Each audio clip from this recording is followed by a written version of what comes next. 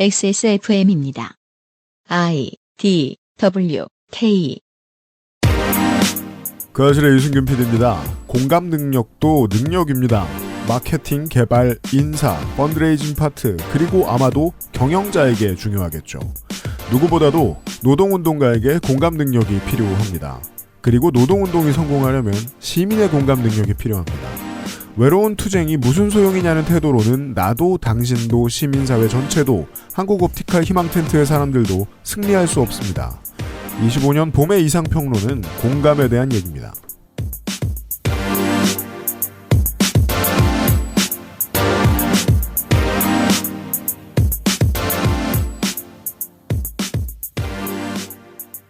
그것은 알기 싫다 592회 토요일 순서입니다.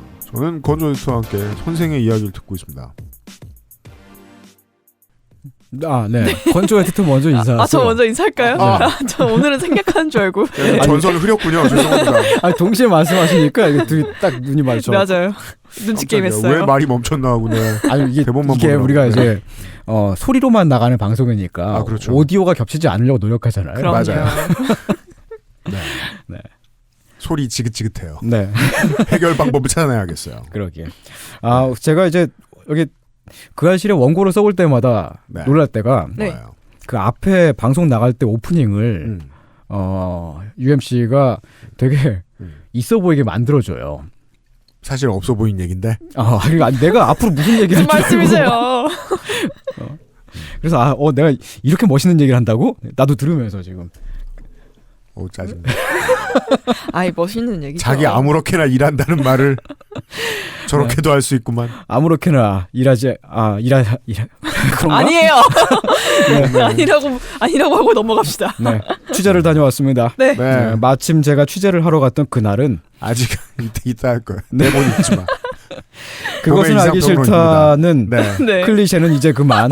아름다운 재단 기부문화 캠페인 그렇죠. 큐어 바이 네이처 QBN 촬영할 때 쓴 그 원료 그대로 평산네이처 진경옥 대한민국 1호 반값 생리대 29데이지에서 도와주고 있습니다. 좋아요.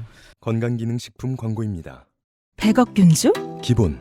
프리미엄 덴마크산? 기본. 제로 칼로리? 기본. 기본은 충분하다.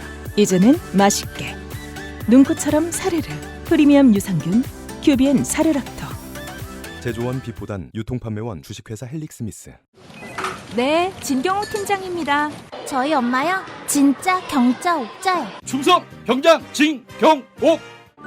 세상의 모든 경옥을 위해 120시간 진하게 다렸습니다. 활력 있는 사람들의 이름 진경옥. 평산네이처. 아직도 생리대 유목민? 어떤 생리대를 써야 할지 불안하신가요? 100% 유기농, 발암물질 유해 성분 불검출. 어떠한 피부에도 자극 없이 안전하게. 무화학 수압 가공. 100% 국내 생산. 믿을 수 있는 생리대. 소중한 사람들, 소중한 당신에겐 29데이즈 유기농 리얼 코튼 울트라 슬림. AI야, 흔하게 보이는 기부 광고 특징 알려줘. 기부 광고의 특징은 첫째, 동정심을 자극하는 아이들의 슬픈 표정. 둘째, 빈곤, 질병 등 열악한 환경 연출. 셋째, 무거운 분위기를 조성하는 어두운 배경 등입니다. 기부 광고 속 아이들의 슬프고 힘든 모습, 문제는 없을까요? 아름다운 재단은 우는 아이의 사진이 없어도 마음을 열 수 있는 건강한 기부 문화를 꿈꿉니다. 당신의 기부가 더 건강하게 우리 사회에 자리 잡을 수 있도록 아름다운 재단과 함께 해주세요. 기부문화 캠페인 아름다운 재단. 아름다운 재단 광고를 합시다. 네. 도와주세요보다는 응원해주세요로 누군가를 동정하기보다는 더 좋은 사회로 만들고 싶다는 책임감으로 아름다운 재단은 일을 하고 있고요. 오늘의 이야기도 그런 마음으로 들어주시면 좋겠다는 생각이 드네요. 네. 아름다운 재단의 홈페이지에는 우는 아이가 없습니다. 동정심을 부추기는 이미지들을 사용하지 않으면서도 더 건강한 사회로 나아가는 방법을 고민하는 아름다운 재단입니다. 당신의 기부가 더 건강한 사회를 만들 수 있게 아름다운 재단의 기부문화 캠페인과 함께 해주시기를 바랍니다. 정말 요즘 시국에 되게 적절한 메시지를 아름다운 재단이 보내고 있다는 생각이 들어요. 네.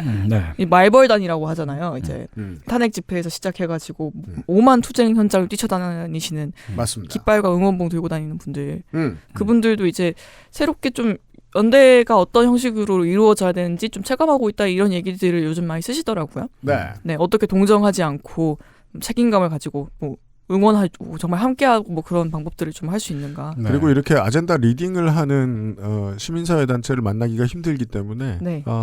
대기업의 그 사회공헌 부서에서 일을 하거나 그 주변의 업무를 하시는 분들도 아름다운 재단을 많이 참고합니다. 네, 아름다운 재단의 기부문화 캠페인을 함께 해주시길 바랍니다. 테마별로 잘 꾸며진 웹페이지가 있으니까요. 한번 방문해 보시면 더 이해가 쉬우실 것 같아요. 그렇습니다. 네. 저도 시민단체의 그 운영진이었던 적이 있었는데 네. 우리 실무자들한테 아름다운 재단 홈페이지 보라고 닥달도 하고 그랬습니다. 너무 잘 만들었어요. 그럼 다들 여기는 돈이 많아서 그래라고 하지만 그렇게 말해요. 다른 단체들이 돈은 훨씬 많습니다. 적어도 저희 단체보단 아름다운 재단이 훨씬 부자예요. 손이상에 비하면 모두가 부자인 것을 제가 알고 하죠. 있습니다. 그거 말고 이제 더 큰 기부를 받는 이제 시민단체들이 많이 있는데. 맞아요. 왜 아름다운 재단만 잘하는가. 네, 자리의 연구가 될 겁니다. 들러봐 주십시오. 네.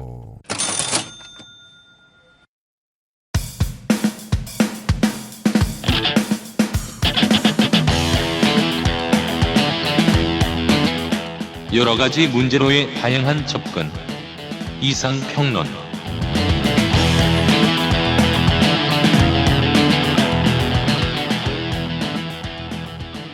옵티칼 희망 텐트촌에서 인터뷰를 하고 왔습니다. 손희상 선생. 네, 마침 제가 갔던 그날이 약식 집회가 거기서 있었던 날이었어요. 집회!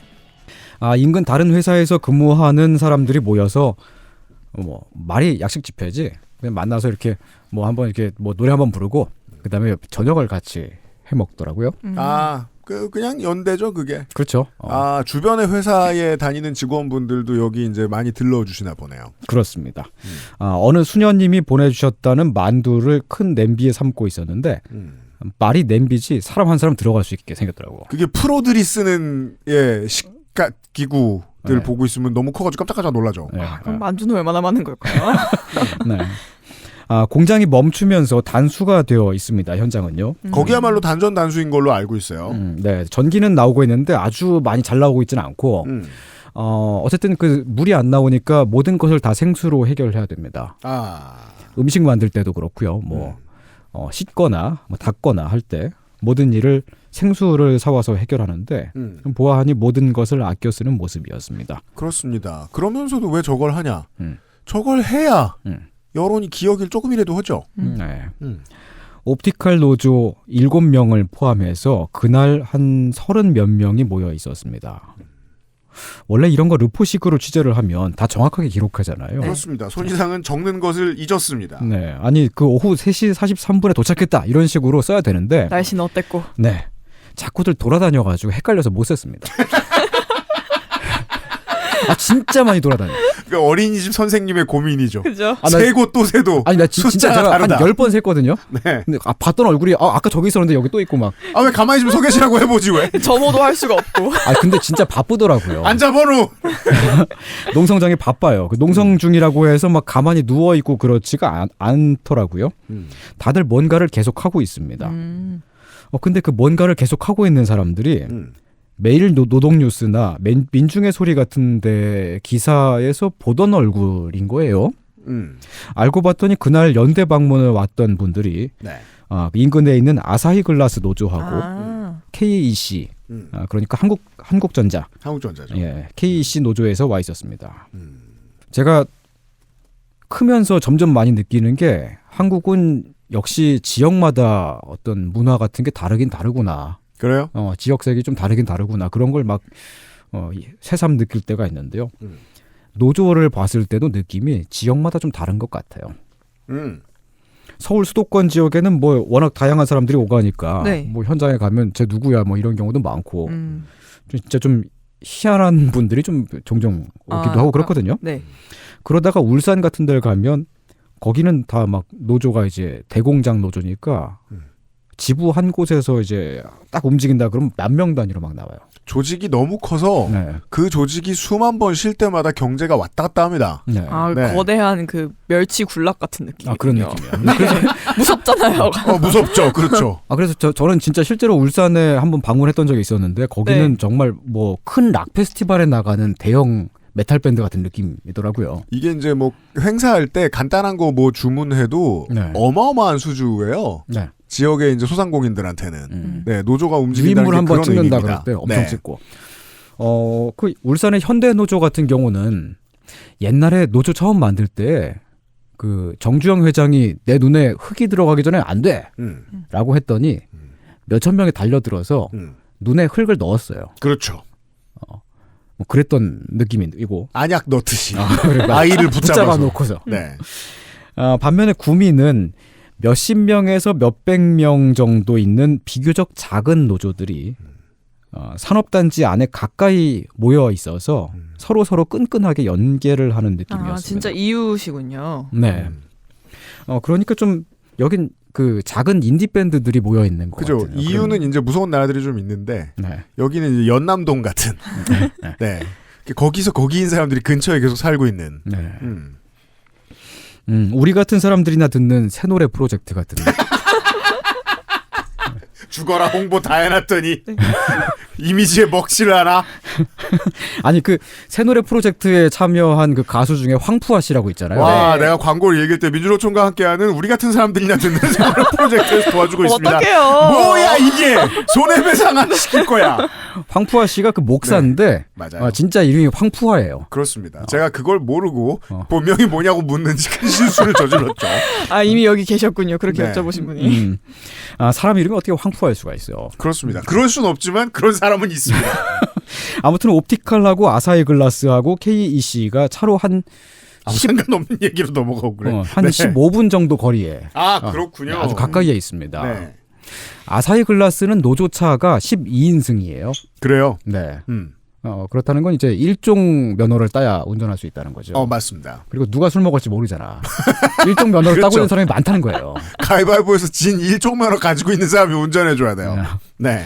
그렇게 해서 이제 차를 타고 나같이 오고 그러는데 큰 지부 단위의 노조하고 비교하면 작지만 그 노조들이 다 한국 노동운동사에서 큰 성취를 이뤄낸 곳들이죠. 네, 아사히 글라스의 법정 투쟁과 관련된 것은 뉴스민에서 아주 자세하게 취재를 해서 찾아보시면 재밌는 얘기 많이 있습니다. 그렇습니다. 그 알실에서도 뭐 이제 뉴스 아카이브 하면서 다룬 적이 있었죠.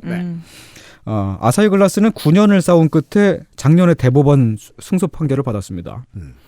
비정규직 파견 노동자 178명을 원청 업체가 직접 업무 지시를 하는 방식으로 고용을 하고 있었다가 한꺼번에 해고를 했는데 이게 불법 파견이었으니까 원청인 아사히 글라스가 직접 고용을 해야 된다라는 판결이었습니다. 노조가 이깁니다. 네, 이 판결로 비정규직 파견 노동자에 대한 고용 책임이 원청에 있다는 판례가 생겼어요. 나라가 뒤집어지는 판례입니다. 네. 역사를 바꾼. 한국의 모든 파견 노동자들에게 영향을 끼친 싸움이었죠. 또 아사히 글라스 노조는 옵티컬도 모기업이 일본이다 보니까 좀 더 그런 측면에서 전우회가 있기도 하겠네요. 네. 무엇보다 가까워요. 그리고 KEC는 회사 쪽에서 노조를 없애려고 노무 전략을 짜고 갈구고 괴롭혔던 곳입니다. 노조가 10년을 싸워서 회사의 노조 파괴 시도에 대해서 손해배상 판결을 받았습니다. 여기도 승리의 기억이 있군요. 네. 여기는 진짜 예전에 제가 뉴스 보고 깜짝 놀랐던 게 회사가 깡패를 고용해서 여성 노동자들을 물리적으로 팼어요. 80년대적인 짓을 했군요. 예, 근데 그걸 법정에서 이기기까지 10년 걸렸습니다. 이 판례로 한국의 어느 회사도 노조를 적어도 물리적으로는 탄압할 수 없게 되었습니다. 네, 판례상으로. 네. 재작년에도 KEC 회사가 노조 조합원을 승진해서 차별한 것에 대해 부당 노동 행위였다는 판결을 받아냈습니다. 야, 이러면 진짜 노조 무섭죠. 회사는. 네. 눈치 봐가면서 장사해야죠. 근데 노조가 네. 무서운 게 회사가 잘못을 하고 있기 때문에 무서운 거잖아요. 그 얘기는 당연하고 그렇죠. 중요한 건 노조를 무서워해야 된다. 네. 장사 똑바로 하고 싶으면 이 얘기. 근데 이 두 노조를 합쳐도 300명이 안 돼요. 그러니까 수가. 울산이랑 비교를 하시는 거군요. 네. 네. 그런데 이 두 곳이 9년, 10년씩 버틴 결과로 결국은 한국의 모든 노동 현장이 옳게 되었습니다. 잘 됐어요. 네, 옳게 된 나라는 이런 거예요. 그게 되게 그 작은 노조, 작은 노동 현장이라도 언론이 들여다보고 보도할 가치가 있다는 거예요. 그 가치는 경제적 가치입니다. 네. 예. 온 나라 사람들이 다 이득을 보게 됐다니까요. 네. 이런 일로. 자, 그렇다면 210명으로 늘어났던 옵티칼은 어떻게 될까요? 2022년 10월 화재가 발생했을 때 퇴근 중이었던 노조 조합원들은 급한 연락을 받고 회사로 돌아왔습니다. 일터가 불타는 모습을 보았다고 해요.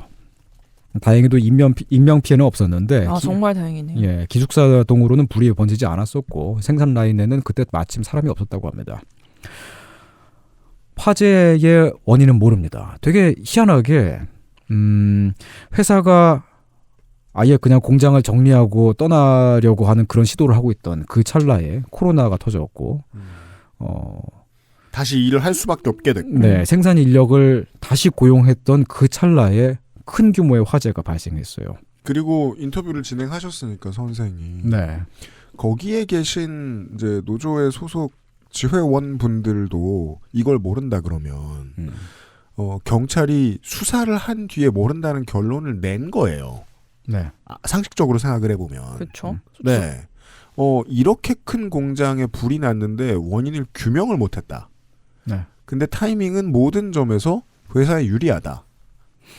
규명을 네. 하지 못한 것이. 희한하죠. 이 회사는 아마도 2019년부터 계획하고 있었을 구미 공장 철수를 단행하기 좋게 되었습니다. 불이 나는 바람에. 네. 구미 공장에 투자한 금액 220억 원의 6배에 달하는 1,300억 원의 보험금을 받고요. 돈! 엄청 땡겼어요. 불이 나는 바람에. 네. 그리고 18년 동안 우리 정부의 지원을 받아서 땅을 무상으로 쓰고 각종 세금 혜택을 받으며 6조 3천억 원의 순수이익을 냈었는데 그것을 다 일본 본사로 빼내고 법인 청산을 발표했습니다. 와, 이거 그 영화에 그 되게 날카로운 머리 좋은 손해사정사가 주인공으로 나오는 그런 영화 내용 같잖아요. 아니, 원인을 알 수 없는 화재로 1,300억을 가져갈 수 있는 회사가 있다. 네. 그리고 그 이익을 벌어다 준 전문 기술자들은 한꺼번에 해고를 당하게 됐죠. 그리고 인건비도 앞으로 내지 않아도 되고 약간의 위로금을 받고 나갔습니다. 193명이 나가고 7명이 남았습니다.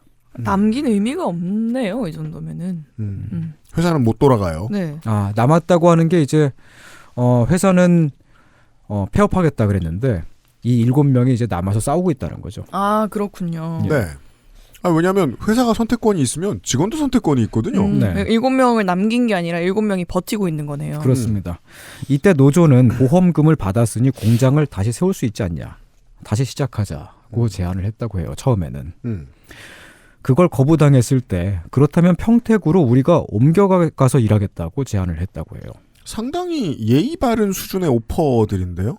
네. 아니 보험금을 이렇게 많이 받았으면 공장을 다시 고쳐가지고 돌리면 되지 않냐. 수익이 안 나던 공장도 아니고 얼마 전까지 애플이 찼던 공장인데 근데 그것까지 싫다고 하시면 남아있는 고용은 당연히 잘 돌아가고 있는 다른 공장이 넘겨받아야 있으니까. 되는데 네. 그게 100명도 아니고 7명인데 네. 회사가 이 직원들을 보통은 이래요. 그 회사가 직원들을 원래 일하던 도시가 아니라 그 멀리 떨어진 다른 데로 보내면 그걸 원하지 않는데 다른 데로 보내면 그 자체로 노동 탄압이에요. 그렇죠. 그 자체로 분규의 원인이 될 수가 있죠. 괴롭힘의 일종이고. 근데 이 회사는 우리가 저 먼데 경기도까지 가도 되니까 차라리 그냥 우리가 그렇게라도 갈게. 해라. 엄청 예의 바른 사람들인데요. 네. 그러니까 너무 심하게 예의 바른 사람들인데요. 가족과 친지들을 다 두고 우리가 거기로 가겠다. 야, 엄마 평택에 가면 돼. 일요일에 올게. 그게 노조의 제안이었다는 것부터가 여기는 정말 온건한 노조예요. 그러네요. 그런데 회사 입장에서 이보다 매너 좋을 수가 없네요. 그것조차 거부당했습니다. 이유는 역시 모르겠습니다. 이렇게 제안을 한 이 사람들 전부 전문 기술자들이거든요. 마스터들이죠. 네. 그리고 평택에 있는 그 공장은 마침 신규 채용을 하고 있던 상황이었습니다. 못 받아줄 이유가 전혀 없는데. 그러니까. 이게 뭐예요? 그러니까 자기네 회사에 자기네 생산 라인을 관리하던 이 정도의 경력직들이 있는데 네. 그분들부터 우선 고용하는 게 회사 입장에서는 이득이죠. 불량률을 생각하면. 네. 전 이런 게 정말 싫어요. 그러니까 경제학에서 시장 주체들은 합리적인 판단을 할 거라고 간주하잖아요. 그러지 않으면 그 알실에 나와요. 네. 근데 실제로는 기업이 합리적이지 않은 판단을 할 때가 되게 많습니다. 구미에 있던 사람들을 평택으로 보내면 니토덴코가 겉으로는 선한 기업인 척하면서 원니토라는 거짓말을 해왔던 게 들킬까봐 두려운 것일 수 있습니다. 고용을 기준으로 하면 구미에 있던 모든 직원들을 말살하는 쪽이 기업에 맞는 선택이라고 생각했다는 거죠. 네. 이후 회사 측과는 별도의 논의 테이블이 없었다고 합니다. 법무법인의 대리인이 나와서 한 차례 대화를 했는데 위로금 받고 퇴직해라 라는 얘기만 했다고 하고요. 이제부터 자주 듣던 레파토리입니다. 네. 그리고 2023년 2월 2일이 공장을 폐쇄하고 법인을 청산하겠다고 한 예고일이었습니다. 그대로 가면 회사는 문을 닫고 모두가 해고를 당하게 되겠지요. 1월 30일에 부랴부랴 천막을 쳤다고 합니다. 3일 전에. 네. 가장 온건한 방식으로 회사를 상대하던 노조가 드디어 천막을 쳤다. 네. 원래는 공장 들어가는 입구 쪽에 바닥에다 쳤다고 해요. 회사가 법인을 청산하려면 이 공장 부지를 산단공에 반납을 해야 됩니다. 그래서 그 반납을 못하게끔 하려고 폐업을 막기 위해서 이곳을 점거함으로써 막고 있는 겁니다. 제가 앞에서 210명 중에 193명이 퇴직하고 7명이 남았다고 했잖아요. 네. 숫자가 안 맞죠. 그렇죠. 17명이어야 되는데. 그렇죠. 네. 언론 보도상에서 보니까 숫자가 안 맞더라고요. 그래서 여쭤봤습니다. 나머지 10명은 어떻게 된 거냐. 원래는 17명이 남아서 싸우고 있었다고 해요. 전부 다요. 네. 근데 싸움이 길어지니까 생계 문제가 생기잖아요. 그렇죠. 누군가는 가족을 부양해야 되고 네. 어떤 사람들은 뭐 아버지나 어머니가 아플 수도 있고 그런 일들이 생기잖아요. 어떤 투쟁에서든 발생할 수 있는 일이죠. 네. 그러면 이제 어쩔 수 없이 이제 떠나야 하는 상황이 되는데 그때 회사 측에서는 이 10명에게 위로금과 퇴직금을 받으려면 일본어로 반성문을 쓰라고 강요했습니다. 와. 일본어로요? 네. 짱 못됐다. 그리고 썼어요. 썼어요? 네, 써야만 했고 그렇게 떠났습니다. 그게 수치스러워서 언론에 뭐 얘기를 못했던 것 같아요. 하지만 근데 이게 그분들 잘못이 아니잖아요. 수치스러운 짓을 하라고 강요한 본사 잘못이죠. 그쵸? 회사 잘못이죠. 이런 게 정말 싫다고. 이게 회사가 전혀 합리적인 결정이 아니거든요. 그냥 기분 나쁘게 하려고 그냥. 아니 데스크 여러분 이거 일면에 내보냈으면 장사 잘하셨을 것 같은데요. 일본어로 반성문을 쓰게 한 일본 기업. 네. 구미 시민한테. 네. 떠난 사람들을 아무도 원망하지 않습니다. 오히려 퇴직한 직원들 중에서도 가끔 그 희망 텐트촌에 와서 밥도 같이 해먹고 그런데요. 원망 전혀 할 일 없죠. 네, 그러니까 네. 지금 뭐 공식적으로는 7명이 남아서 버티고 있는 거지만, 이제 퇴직하신 분들이 또 종종 뭐 찾아오시기도 하고 그러면서, 네. 실제로는 더 많은 사람들이 옵티컬 희망 텐트를 바치고 있는 겁니다. 네, 외부에서도 많이 들러주시는 걸로 알고 있고요, 요즘은. 네, 제가 만난 현재 남아있는 7명의 노동자 중에는 사내 커플이었던 부부가 있습니다. 회사에서 만나서 결혼했고요. CC군요. 네, 둘 중에 누가 남아서 싸울 것인지를 서로 얘기했다고 하더라고요. 두 사람 다 회사에 대한 이게 제가 우리 방송에서 이 얘기할 때마다 나오는 기본이 있단 말이에요. 네. 마지막까지 남아서 회사와 싸우는 사람은 공통점이 있다. 네, 원래 싸우던 사람이 아니에요. 그리고 회사에 애정이 있습니다. 네.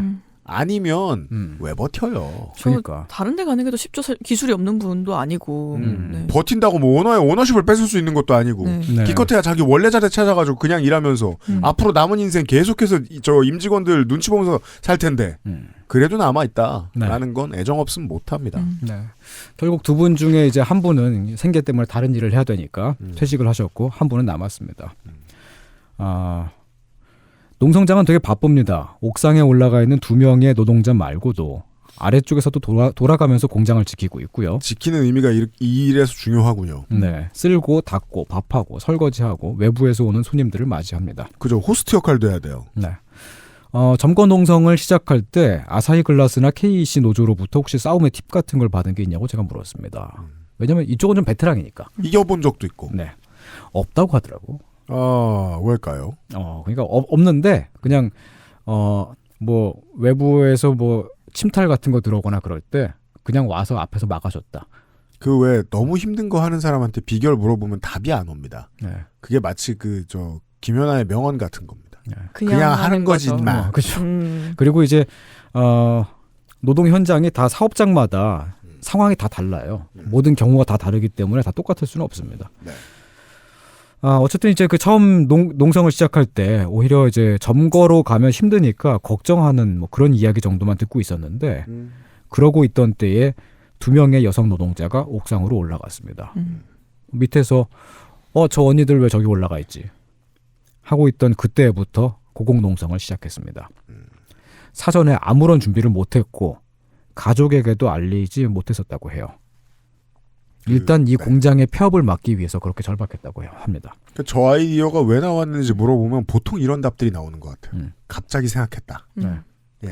그 갑자기 생각했을 때는 뭐 이게 이렇게까지 오래 이어질 거라는 생각도 사실 못 하셨을 거고. 그랬겠죠. 네. 그 2명이 고용 승계가 해결되기 전까지는 못 내려간다면서 그 위에서 2년째 버티고 있습니다. 2년 됐습니다. 네, 햇수로 2년이 됐습니다. 한국옵티컬 하이테크 노조는 회사를 상대로 고용 승계를 요구하는 행정소송을 하고 있습니다. 이게 무슨 말이냐면 구미에 있던 노동자가 우리 평택에 가서 일할게. 여전히 그때 요구사항이군요. 네, 그게 고용 승계라는 거예요. 판결이 나올 때까지는 회사가 폐업을 하지 못하도록 거기서 계속 버티고 있을 겁니다. 강제 집행 시도가 있었는데 그때마다 다른 노조의 조합원들이 지원을 나오고 연대해서 막아줬다고 하더라고요. 네, 이 작은 다른 연도 없는 회사들의 직원들이 와가지고 도와줬다는 겁니다. 네. 구미 공단 안에서 일어나는 것을 우리 회사가 아니더라도 저 회사에서 저런 일이 발생해서 저렇게 쟤네 빠져나가면 그 다음은 우리가 될 건데 라는 인식들을 공유하고 있는 거예요. 우리 경제지 보는 친구들. 네. 아니 대기업이 자기 공장 폐업하겠다는데 이걸 왜 폐업 못하게? 국법이 그렇습니다. 네. 네. 산단공이라고요. 막고자 하면 막을 수 있습니다. 다 날로 해먹고 대기업만 잘 되면 됩니까? 그랬죠. 요즘 제일 무서운 게 그거예요. 그 버스에 한국경제 광고 있잖아요. 네. 그게 이제 고등학생들을 위한 광고더라고요. 네. 그 청소년용 신문이 따로 나오고 그러니까. 예. 아니 어릴 때부터 저 독한 걸 보면 어떡해. 애들 다 망가질 텐데 생각이 들더라고요. 야, 한국경제만 보고 자라면 이걸 연대하는 시민들의 입장을 완전히 몰이해하는 어른으로 큰단 말이에요. 네. 걱정되더라. 딴소리해서 죄송합니다. 그렇게 연대하는 분들이 이제 제일 많이 왔을 때는 하루에 1,600명 정도까지 왔었다고 해요. 박정희 탄신제하는 동네에서도 그만큼 시민들은 뭉칩니다. 네. 근데 그 고용 승계를 해달라고 하는 이 요구에 대해서 이제 한국 옵티컬 하이테크, 정확히는 니토덴코죠. 니토덴코 본사의 한국 자회사인데 구미와 평택이 법인이 다르기 때문에 다른 회사이고 그렇기 때문에 고용을 평택에서 해줘야 할 의무가 없다고 주장하고 있습니다. 이건 사실 법적으로만 맞지 아무 말인 거 누구나 다 알아요. 네, 제가 앞서 어제 말씀드렸듯이 두 법인 간에는 지금까지 파견이나 연수, 전환 배치의 사례가 여러 번 있었습니다. 2016년에 평택에서 구미로 40-50명이 와서 근무하셨다고 했잖아요. 직원의 10% 정도 되는. 예, 그 중에 한 사람은 원래 경상도 분이셨는데 나 여기 남을래. 집도 가깝고 여기 좋아. 라고 해서 그대로 구미 공장에 남았어요. 전환 배치 성공. 네, 선례가 있네요. 선례가 있어요. 아니 뭐 이분법뿐만이 아니라 되게 많은 예가 있습니다. 네. 근데 만약에 법인이 진짜 다르고, 진짜 다른 회사라면 책임을 지는 조직이 완전히 완전히 달랐다면, 이런 일은 발생하지 않았겠죠. 그럼 그건 전직이란 말이에요. 문서 몇 장으로 될 수 있는 일이 아니에요. 이건 이직이 아니라 그냥 부서로 옮겨간 것 같은 그런 느낌인 거죠. 그렇죠. 네. 그리고 무엇보다도 구미의 한국 옵티컬 하이테크와 평택의 한국 니토 옵티컬은 사장과 이사진과 사회이사와 감사까지 임원진이 모두 같습니다. 그런데 별개의 법인이니까 두 개의 회사라고요? 그냥 서류상으로만 나눠져 있는 거예요. 에스파인가요? 마이가 있는 거예요. 멤버분, 이 사진들을? 사실 하나의 회사예요. 원니토잖아. 네. 에스파, 니토는 하나야. 둘이 될 수 없잖아요, 지금. 에스파도 최근에 그 전략을 포기하고 있죠. 그렇긴 하죠. 우리 사실 같은 법인이다. 네. 그럼 이제 니토도 그렇게 해야 되는 거잖아요. 자, 이 소송이 어떻게 될까요? 만일 회사가 이긴다면 앞으로 한국에 있는 기업들은 법인을 나누고 한쪽 법인을 청산함으로써 노동자들을 아주 손쉽게 대량 해고할 수 있게 됩니다. 그렇죠. 그런 선례가 생기는 거예요. 네. 이러면 해고가 아주 유연해집니다. 네. 해고가 아니라 우린 법인 청산한 거야. 폐업한 거야. 라고 해버릴 수 있어요. 보수 정치인들이 규제를 혁파하겠다라는 말을 할 때 디테일의 결과는 이런 겁니다. 네. 네. 반면에 노조가 이긴다면 서류상 법인이 다르더라도 실제로는 하나의 회사인 경우에 사측이 의무를 이어서 지게 할 수 있게 됩니다. 왜냐하면 돈 벌어가는 건 한 주머니니까요. 네. 작은 회사들 중에 그런 경우가 있습니다. 5인 미만 사업장을 유지하기 위해서 네. 회사를 4명 단위로 법인을 쪼개는 데가 있어요. 네. 그 인턴 1년 11개월 하고 종료시키고 그런 거랑 비슷한 전략이거든요. 그런 식의 조금 수죠. 네. 5인 미만 사업장을 유지하면 연차나 근무 시간 같은 규정을 안 지켜도 되거든요. 아예 안 지켜도 된단 말이에요. 네. 노동법에 있는 그것들이 적용이 안 됩니다. 그래서 고용인이 100명인데 회사를 20개로 만드는 거죠. 네, 맞아요. 심지어 같은 사무실 안에 있고 네. 사장이 같은 사람이고 단합대회하면 다 같이 가요. 다 같이 가는데 네. 법인은 다 달라. 그렇습니다. 그런 데가 있어요. 명함도 같은 거 줘요. 근데 옵티컬 노조가 이기면 이런 회사들 연차나 근무 시간이나 기타 등등의 노동법상의 규정을 회피하고 있는 회사들의 실제로는 같은 회사잖아. 네. 라고 하면서 그 규정을 적용시킬 수가 있게 됩니다. 물론 실제로 삼성전자가 그렇게 할 거라는 건 아니고 네. 만약에 이 시도가 성공하죠? 그러면 삼성전자 아니라 그 어떤 대기업이라도 직원이 10,000명인데 네. 회사를 2,000개를 만들면 되잖아요. 아니 진짜 한국경제 보시는 분들이라면은 아니 기술도 있는데 그냥 다 그것도 굉장히 고급 기술인데 딴 데 가서 하면 되지 그걸 굳이 저렇게 고용승계 시켜달라고 저렇게 하고 있냐 하고 넘어갈 수도 있겠지만 이 설명을 들으니까 진짜 아사히 글라스처럼 굉장히 그 노동 정책적으로 아주 중요한 사안이네요. 그러니까 이게 역사적인 판결이 되겠네요. 네. 한경과 한겨레의 어휘 차이는 그런 거라는 거예요. 네. 한겨레에서 봤을 땐 노조 분쇄인데 한경에서 봤을 때는 경영 합리화인 겁니다. 규제 혁파인 거고. 네. 네. 구미시는 지금 여러 기업들이 떠나는 게 되게 심각한 상황입니다. 삼성물산도 이번에 빠진다고 하고요. LG도 디스플레이에 이어서 태양광 사업을 없앤다고 하고요. 구미에서요. 네. 그러면 구미공단에 있던 대기업이 빠져나가면서 협력 업체들까지 줄줄이 터져나갑니다. 구미시의 생존이 걸린 문제입니다. 그렇습니다. 구미시장은 그 어떤 때보다도 노동 친화적이 돼야 됩니다. 지금. 네, 구미에서 공장을 돌리는데 뭔가 문제가 있으니까 기업이 빠져나가고 있는 거겠죠. 그렇게 그냥 빠져나가도록 두면 구미시는 몰락합니다.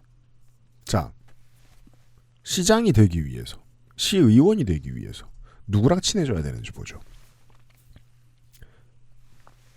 교회의 담임 목사.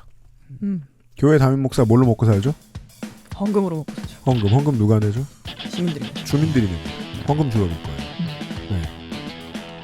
노동자의 편에 서지 않으면 목사도 뭐라고 해야 돼요. 태권도 태권도 반장님이든 지금 구미는 그래요. 진짜. 학원 원장님이든 호박나이트 오너 조폭이든 모두가 노동자가 살아남지 못하면 죽는 거예요. 근데 구미시장은 왜 이 사람들 편을 안 드느냐. 현실 감각이 없어서 그렇겠죠. 제도 의치를 믿고 계시니까. 예. 네. 누구 때문에 구미시가 살아남는지에 대한 분명한 계산이 전혀 안 되신 분이니까 그렇겠죠. 한신자만 잘 올리면.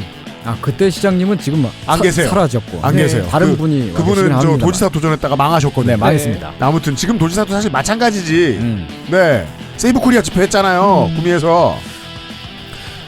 광고를 듣고 와서 네. 이 본격적으로 올라가 계신 두 분의 인터뷰 이야기를 좀 풀어드리도록 하겠습니다. 네.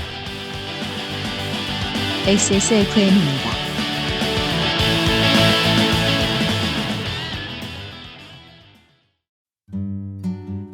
여행 많이 다니자던 아내, 중학교 올라가는 첫째, 늘 내 걱정뿐인 우리 부모님. 사랑하는 사람들을 위해 늘 건강하자는 그 말 꼭 지키고 싶습니다. 건강을 천연스럽게 큐어 바이 네이처 큐비엔.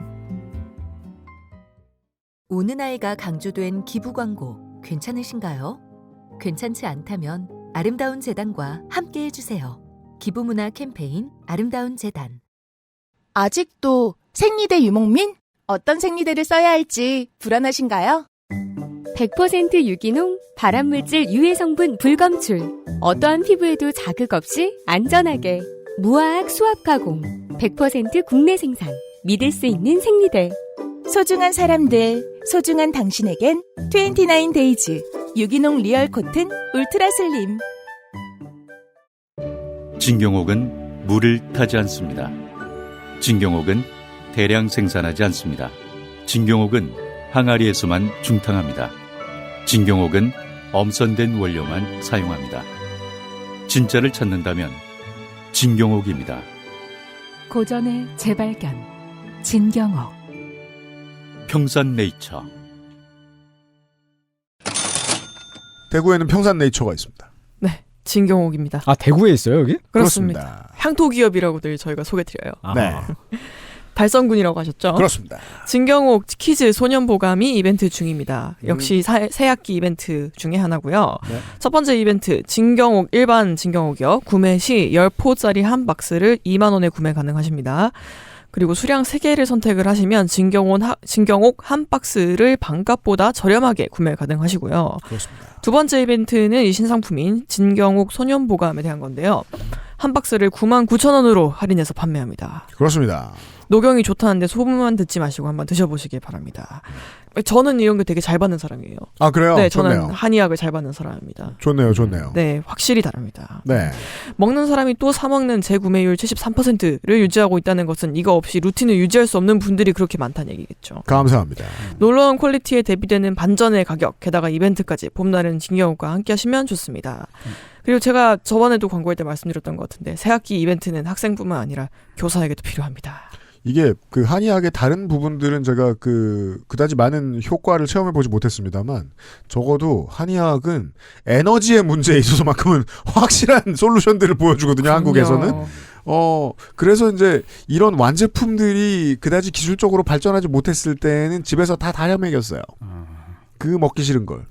한약을 다려줘서 준 다음에 제일 짠나는 게 뭔지 알아요? 쓴 걸 먹였다고. 생강과자를 줘요. 그건 더 싫어.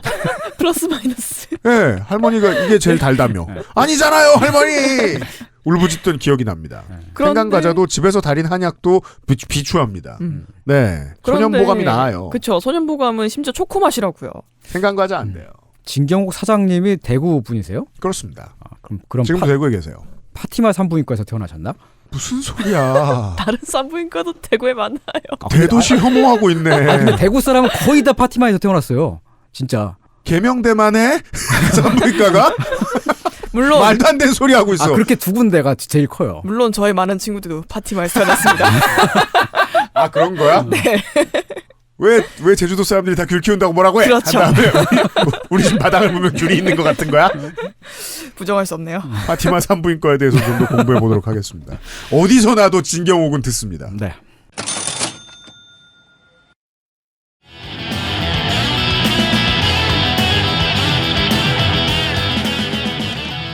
옵티컬에 가서 희망 네. 텐트에 계신 분들을 만나고 청취자 여러분들이 주신 질문을 던지고 답을 받아왔습니다. 선생님. 예, 공장 위에 올라가 계신 박정희의 노동자와의 일문일답입니다. 제가 직접 올라가진 못했어요. 민폐죠. 거기까지 올라가면. 근데 그것도 있는데 네. 그 공장의 한쪽이 다 불타서 이제 무너져 있기 때문에 네. 나름대로 위험하고요. 그렇습니다. 아예 안 무너져 있어도 취재하려고 자기가 올라가면 안 돼요. 그런가? 네. 식사나 물 같은 것은 이제 아래에서 위로 그 도로 위로 올려보낸다고 해요. 네. 사실 제가 처음에 취재를 하러 갈 때는 제일 궁금했던 게 왜 올라가는 걸까 저기에? 바보죠. 왜요? 너 같은 놈이 오니까 올라가죠. 그런가? 네. 그리고 이제 두 번째로 궁금했던 게 저기서 어떻게 살고 있을까 사람이? 그게 제일 문제죠. 그렇죠. 네. 저는 아래에서 손을 흔들면서 이렇게 손 흔들고 그러면 보여요. 가까이 다가가면은 소리쳐서도 대화를 할 수는 있습니다. 대충 몇 층 높이쯤 되나요? 아파트로 치면은 한 3, 4층 정도, 4층 좀 안 되는 정도일 것 같아요. 그게 이제 그 군대에서 떨어지는 훈련 같은 거 할 때 가르치는 네. 인간이 가장 무서운 공포를 느낀다는 높이. 올라가 보면 정말 우습게 봤다가 고개를 바로 끄덕입니다. 그렇군요. 떨어지기 싫습니다. 집에 가겠습니다. 하게 되는 그 높이입니다. 처음에 올라갈 때 어떤 준비를 하고 가셨는지 여쭈었습니다. 그냥 옷이랑 생활용품 몇 개 챙겨서 올라갔다고 합니다. 그쵸. 예상 못하고 가져갔는데도 못 알리고 가셨다고 계획 없이 하셨으니까. 가셨으니까. 그냥 정말 말 그대로 그냥 그날 시작해야겠다라고 네. 해서 바로 시작한 것 같아요. 아직까지 밑으로 내려온 적은 당연히 없고요. 밑에서 올려주는 걸로 생활하고 있다고 해요. 야, 이게 되게 덤덤하게 말씀하셨는데 네. 고통이 느껴집니다. 아까 김연아 얘기했잖아요. 그냥 하는 거라고. 그냥 하는 거죠. 이거 어떻게 그냥 해요. 2년 동안 좁은 바닥을 믿고 중력에 의지하지 못하면서, 그러니까 중력의 위협을 받으면서 높은 데에서 2년 동안 그대로 있다? 이거 저는 당장 다른 어떤 것보다도 위가 안 좋아질 것 같은데요? 긴장돼서. 그쵸. 상시 긴장 상태로 있어야 되고. 그리고 상시 긴장되면 전정기관이 감염이 돼요. 어지러워요. 그 다음부터는 방향 감각 상실하고. 농성장에서 바라보는 계절 변화는 어떤 느낌일까요? 라는 질문을 드렸습니다. 저희 유튜브에서 보내주셨습니다. 네. 풍경은 그냥 멈춰 있다고 합니다.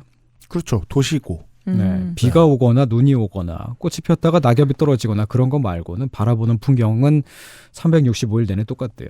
그러네요. 진짜 햇수로 인연이니까 모든 계절을 다 보내셨네요. 여기서. 네. 근데 비바람이 많이 스스로 불 때, 감옥에 들어갔단 말입니다. 네. 비바람이 많이 불 때는 이제 바람 소리 때문에 여기가 이제 공단이니까 뻥 뚫려 있잖아요. 네. 바람 소리가 이제 비닐 천막 같은 거를 스치는 소리가 크대요. 그런 것 때문에 잠을 설칠 때가 많고 한 번은 비가 너무 많이 내려서 천막이 무너진 적이 있었답니다. 천막 위에 물이 많이 고여가지고 폴대가 내려앉고 물이 막 그 위에 다 들이쳤다고 하는데요. 또 겨울은 혹독하게 추워서 어쩔 수 없이 양말이랑 옷이랑 많이 껴입고 있어야 된답니다. 그래도 버틸 수 있다는 건 정말 말도 안 됩니다. 네. 예. 그냥 겨울을 나는 팁이 따로 없대요. 그냥 많이 껴입고 핫팩 들고 그러고 있대요. 견디는 수밖에 없다는 거군요. 네. 처음에는 거기 올라가서 눈 내리고 비 오는 날에 고생을 되게 많이 했었다고 해요. 당연하죠. 지금도 하시고 계실 거고. 근데 그러다가 지금은 이제 좀 요령이 생겨서 천막 위에 물 웅덩이가 쌓이면 무너지니까 그 천막의 지붕 쪽에 이제 구멍을 뚫어가지고 빗물이 빠지게 한다. 원래 그렇게 하죠. 네. 뒤늦게 깨달아.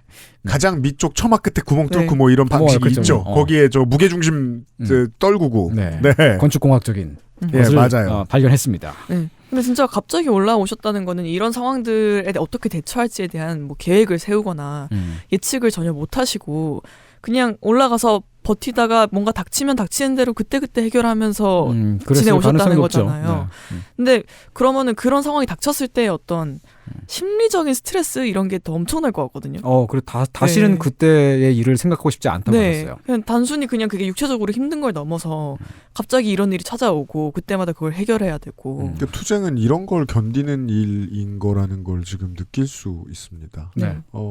이달 초에 국민의힘 박수영 의원이 사흘 건강 단식했잖아요. 네. 네. 간헐적 단식이라죠.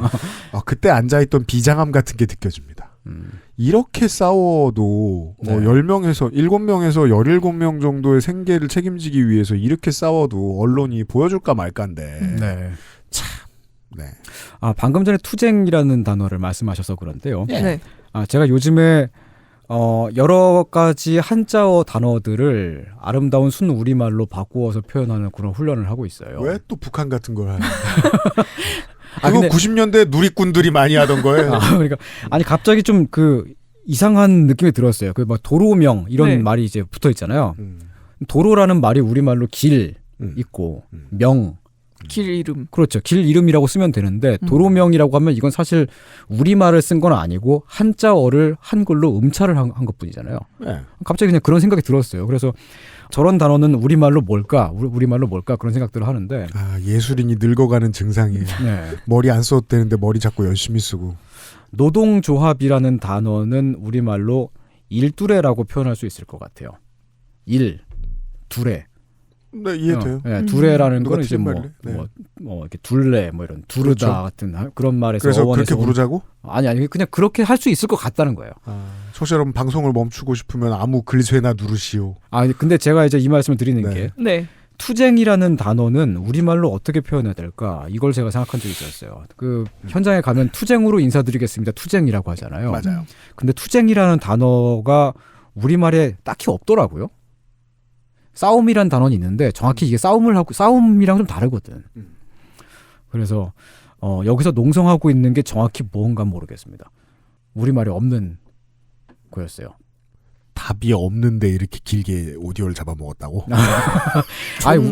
우리말에는 게다가 그 답을 아무도 궁금해하지 않는데도 존버 좋다. 존버.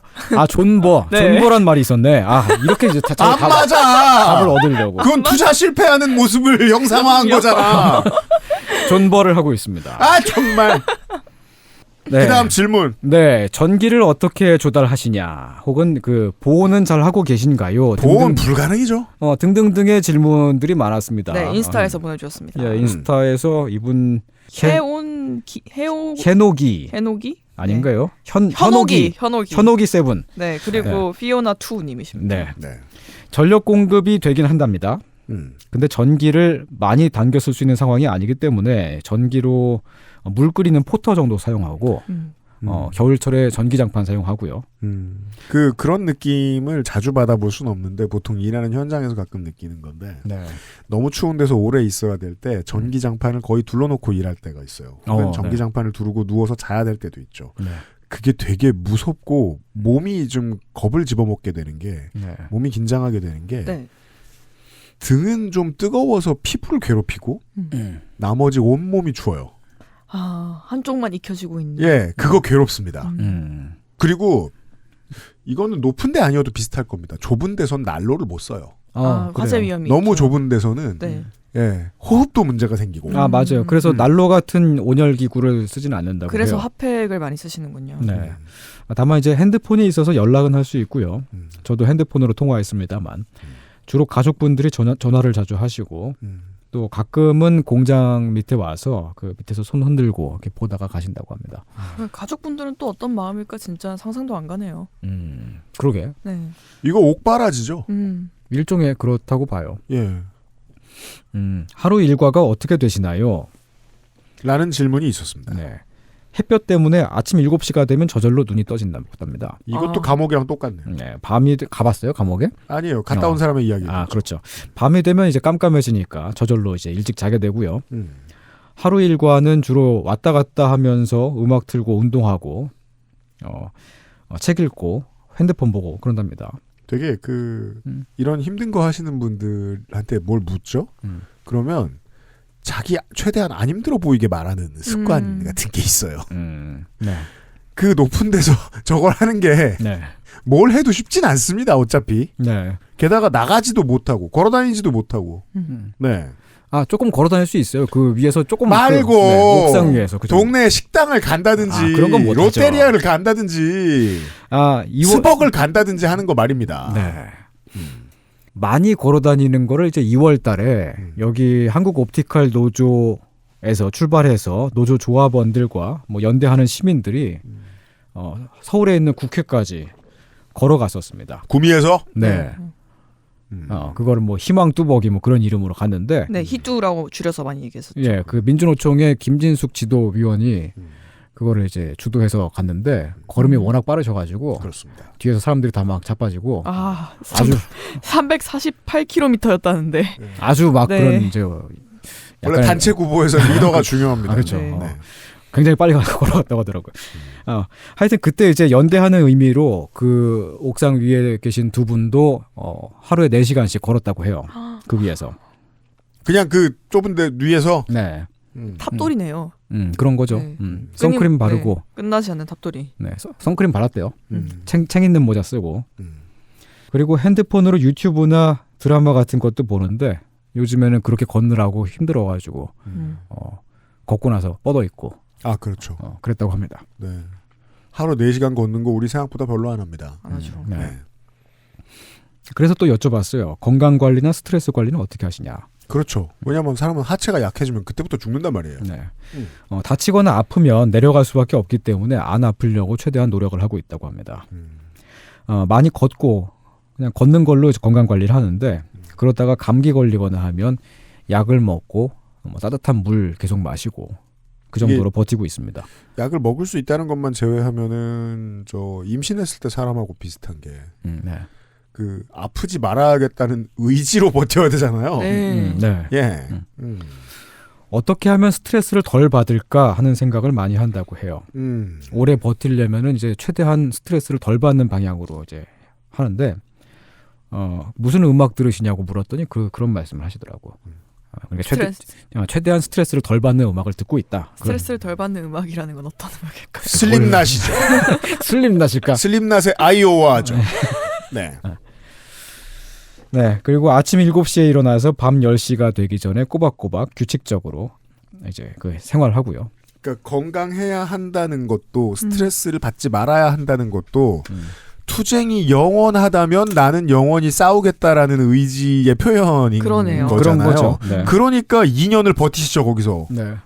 그리고 밖에서 책을 보내주시는 분들이 그렇게 많다 그래요. 그래서 이제 거기에 이제 책이 자꾸 쌓이는데 요즘에는 소금꽃 나무라는 책을 읽는다고 들었습니다. 김진숙 지도위원이 쓴 책이고 한진중공업 해고에 맞서서 장기 고공농성을 했던 바로 그 노동자 김진숙이 쓴 겁니다. 그렇습니다. 그래서 그런 걸 읽고 계신다길래 스트레스 안 받으세요? 그랬더니 그래서 잘 읽히지는 않는다고 하더라고요. 그렇죠. 치킨이나 야식 배달됩니까? 라는 질문을 드렸습니다. 뭐 먹고 싶다고 하면 밑에서 시켜주긴 한대요. 농성장 아래에도 이제 번갈아 가면서 지키고 있으니까 항상 사람은 있고요. 근데 웬만하면 늦은 시간에 안 먹고 생활 리듬이 깨지면 또 건강을 해치입니다. 네. 그리고 식욕이 별로 없어서 하루에 2끼밖에 안 먹는다고 하대요. 일정한 스트레스는 계속 있는 거예요. 일반인이 받는 것 이상의. 네, 그렇겠죠, 당연히. 식욕이 아주 긴 세월 없긴 힘들잖아요, 우리가. 그건 외부적 원인이 있죠. 네, 이런 상황에서는 익숙해졌다라는 말조차도 아까 말씀하신 것처럼 거짓말이에요. 네, 사실 익숙해지기 위한 거짓말이잖아요. 스스로에게 하는. 네, 여러분 일상의 무게가 언제 익숙합니까? 네. 누워 있을 때밖에 없어요. 그럼요. 무게 하나도 안 질 때. 근데 이분들은 제대로 못 누우신다고요. 예, 괜찮다는 건 거짓말. 배변이나 씻는 건 어떻게 하시냐는 질문을 드렸습니다. 이게 제일 사실 걱정되는 문제였어요. 여름철이 아닐 때는 추우니까 샤워는 거의 못 한다고 해요. 그렇죠, 그렇죠. 그나마 이제 머리 감고 세수는 하고요. 용변은 패드를 사용한다고 하네요. 작업 건강을 연구하신 분의 이야기였는데, 좁은 공간에 계속 가만히 있고 사람들과 직접적으로 접촉할 수 없다. 그럴 때는 씻지 않는 것도 좋은 방법이다. 왜냐하면 감염의 영향이 거의 없기 때문에. 아, 그렇구나. 예. 피부만 보호할 수 있다면 씻지 않는 것도 괜찮은 방법이다. 네. 그렇군요. 높이 올라가는 것이 두렵지 않으셨나요? 라는 질문을 드렸습니다. 비슷한 질문이 많았어요. 네. 처음엔 안 그랬는데 점점 시간이 지나면서 솔직히 언제까지 이 농성을 계속해야 하나 하는 그런 막연한 불안감이 들 때가 있었대요. 우리가 혼자 판결 기다리는 거랑 비슷한 걸 지금 2년 동안 하신 건지 그런 몰라요. 거죠. 네네. 사실 그보다 더 무거웠겠죠. 네. 완전히 본인 인생이 걸려 있으니까. 그럼요. 포기하고 싶은 생각이 솔직히 매번 매 순간 든다고 했습니다. 근데 또 하지만 또 반면에는 여기서 접을 수는 없다는 마음도 계속 있고 그래서 항상 자기와의 싸움을 계속하고 있는 과정이라고 하더라고요. 말 그대로 고행이네요. 뭐 그렇죠. 네. 뭐 혼자 올라갔으면 힘들었을 것 같은데 그래도 이제 두 분이 올라가 계시니까 그래서 또 그거 궁금하잖아요. 두 사람이 위에서 24시간 내내 붙어 있는 거잖아요. 무슨 얘기 하세요? 그랬더니 이걸 왜 계속 해야 되는지를 서로에게 계속 그걸 되뇌이면서 그 얘기를 자주 많이 한다고. 회의 중이군요. 네. 그리고 이제 밑에서 연대 방문이라든가 오면 저 위에서 높은 데서 반갑게 내려다보고. 제가 예전에 알던 분들 가운데 제가 대학생 때 오며 가며 스치듯이 몇 번 봤던 분이 네. 나중에 그 농성장에 올라갔었던 분이 계셨었어요. 그 스타케미컬에 계시던 분인데 그리고 또 제가 우연히 길 지나가다가 김민아 아저씨 자주 마주치잖아요. 그렇죠. 네, 그 CBS 앞에 지나가다가 김민아 씨를 만났는데 마침 거기가 또 스타케미컬 농성장이 있는 데였었잖아요. 그래서 쓱 봤는데 제가 알던 그분이 사람이 되게 많이 달라졌더라고. 그래요? 올라가 계시는 동안에요. 좀 뭔가 좀 되게 성자 같은 느낌이랄까 그런 느낌으로 앉아 계셨던 걸로 기억합니다. 뭐 그 단어를 쓰는 어휘라든가 말투라든가 행동 거지 같은 게 뭔가 깨달은 사람, 티가 나는 사람 있잖아요. 예. 보면. 근데 나중에 보니까 또 그것도 그냥 기력이 쇠해서 그런 거였었어요. 네. 좀 말을 열심히 할 힘이 없어서. 회복하니까 또 원래대로 돌아보더라고요. 기력이 쇠한 것과 초연함. 예. 근데 정말 것이다. 사람이 되게 네. 많이 그 내면의 싸움을 하면서 네. 얻게 되는 그런 어떤 성격적인 변화 같은 게 되게 거룩한 느낌으로 그렇게 가는 것 같긴 해요. 고공농성 첫날 밤과 그 다음날 아침에 뭘 하셨나요? 라는 질문을 드렸습니다. 첫날 밤은 솔직히 잘 잤다고 합니다. 다음날 아침에도 첫날이었기 때문에 연대 방문하러 온 사람들이 많아서 인사를 나누고 그러면서 보냈다고 해요. 그렇게 첫째 날, 둘째 날을 보내고 좀 있다 보니까 지금 장기 농성을 하고 있구나 라는 게 갑자기 실감이 나더랍니다. 농성은 다 불편하잖아요. 특히나 이제 외부와 매우 차단이 되어 있고 고립되어 있는 상황에서는요. 그런데 머리를 감거나 씻거나 화장실 사용이나 등등이 다 불편했다가 어느 순간 익숙해지고 또 그 다음번엔 이렇게 하면 좀 더 편해지겠지라는 생각을 하게 될 때 그럴 때 갑자기 실감이 난다는 답을 들었습니다. 언제 끝날진 모르지만 전략을 준비한다. 네. 이 고공농성의 상황을 계속한다는 그런 생각이잖아요. 네. 다시 한번. 네. 이분들이 성공하면 상당히 많은 대한민국 시민들이 혜택을 볼 거예요. 그렇게 됩니다. 네. 힘든 순간에 가장 도움이 되는 말이나 그런 도움은 무엇일까요? 라는 질문을 드렸습니다. 인스타그램에서 질문을 주신 분들이 계시네요. 네, 뭐 읽어주다 말다 할 거면 읽지 마요. 네. 연대해 주시는 분들이 오고 가거나 밑에서 동지들이 격려의 말을 할 때에 힘이 난다. 그리고 자신들을 기억하고 응원해 주었으면 좋겠다는 바람이 있다고 합니다. 청취자 여러분들께서 이런 일로 여성 노동자 2명이 농성을 하고 있다는 이야기를 주변에 누군가에게 전달을 해주신다면 그런 게 가장 힘이 될 것 같다고 하시더라고요. 그렇습니다. 네.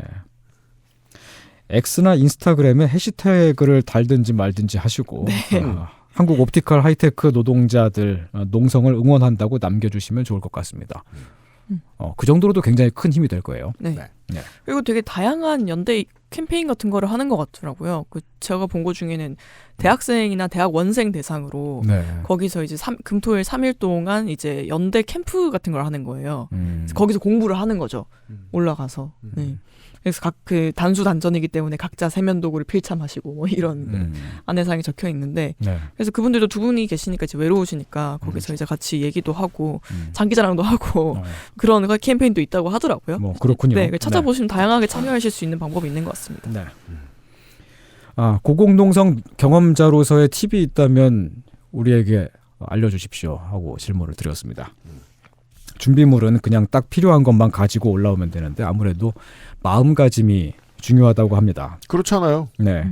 자신을 외롭게 두면 안 되고 자기가 지금 뭘 하고 있고 처음에 어떤 마음으로 시작을 했는지를 매 순간 되새김질을 하는 게 팁이라고 해요.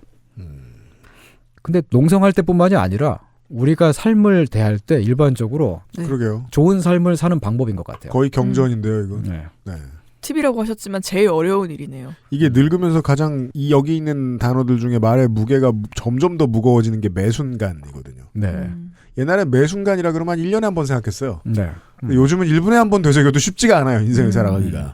계속 그러셔야 된다라고 말씀해 주셨습니다. 네, 청취자 여러분들께서도 자신을 외롭게 두지 마시고 뭘 하고 있는지, 처음에 어떤 마음으로 시작했는지를 네. 되새김질 해보시기 바랍니다. 농성장에 처음 올라갈 때와 지금 달라진 점이 있다면 무엇일까요? 생활에 있어서는 크게 달라진 점이 없고, 다만 한국에서나 일본에서나 혹은 뭐 이렇게 등등등해서 작은 규모나마 1인 시위 같은 것도 하고 뭐 그런 소식들을 자주 접한다고 합니다. 영향력이 여기저기 끼쳐지고 있어요. 네, 일본? 국내 네. 언론에는 큰 언론에 보도되지 않고 있습니다만 여기저기서 뭔가를 하고 있습니다.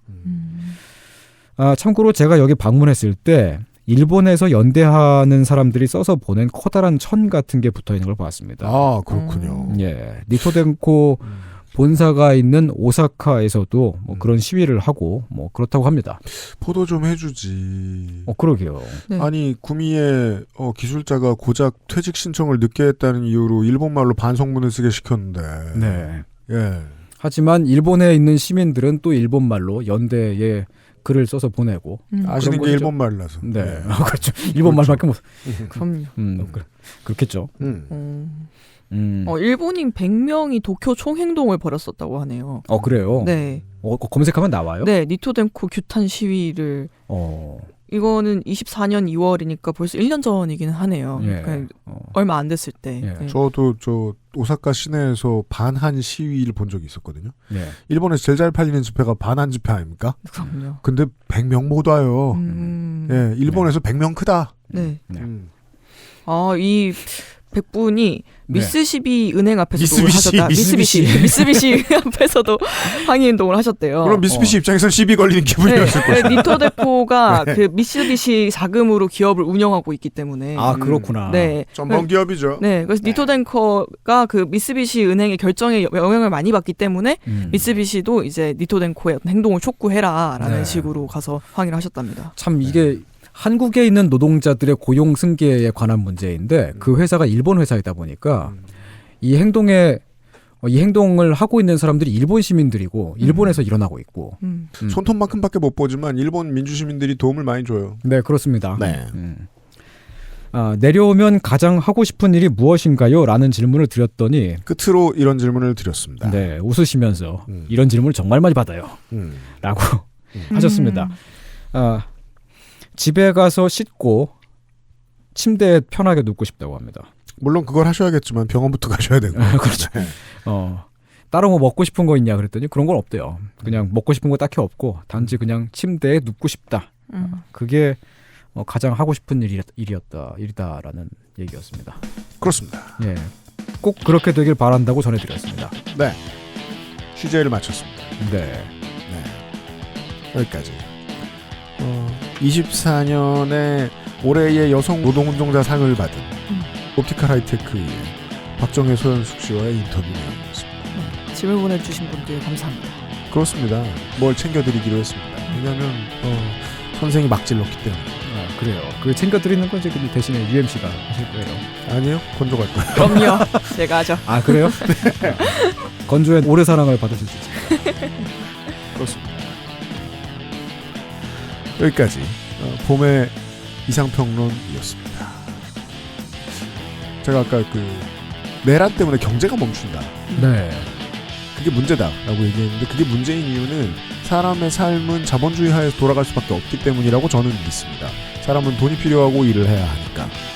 그 외에 멈춘 다른 것들로는 다른 모든 것에 필요한 저널리즘의 온기가 제대로 뿌려지지 못한다는 것도 있습니다. 하던 투쟁 안 합니까? 싸움 났으면 하던 싸움 안 합니까? 봄이죠. 나던 산불 안 납니까? 예. 우리는 세상에 신경 쓸 게 이렇게 많은데 너무너무 큰 참사가 있다 보니까 신경 쓸 마음의 여유가 없어졌죠. 네. 그건 우리 탓이 아닙니다.